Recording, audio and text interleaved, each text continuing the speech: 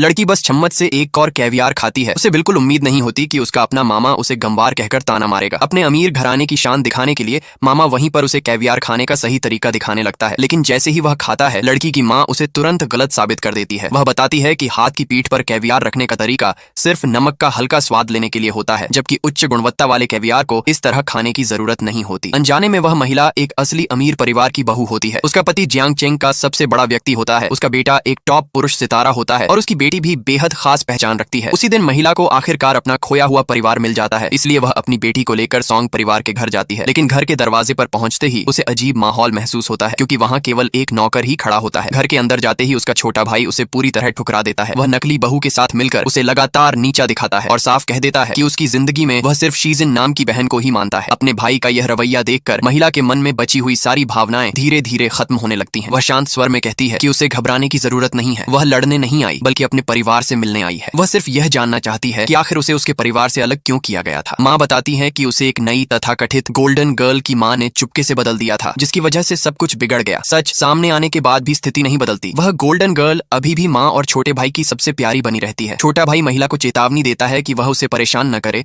और यह भी कहता है कि कम से कम उसे पालने वाले लोग तो थे। इस पर महिला सच बताती है कि उस लड़की को कभी पाला ही नहीं गया, बल्कि उसे बदलने के बाद दरवाजे पर छोड़ दिया गया था ताकि वह अपने हाल पर मर जाए। फिर भी छोटे भाई को कोई पछतावा नहीं होता। माँ को भी सच्चाई का दुख तो होता है, लेकिन वह महिला को ही समझाती है कि वह बहस न करे। इसके बाद वह बात बदलकर उसे खाने के लिए बुला लेती है। खाने के दौरान गोल्डन गर्ल महिला और उसकी बेटी को ध्यान से देखती रहती है और उनके बारे में गलत सोचती है। तभी उसकी बेटी स्कूल से लौटती है और अपनी मौसी और कजिन को देखकर फ्रेंच में उनका मजाक उड़ाती है, उन्हें दयनीय बताती है और उन्हें भगा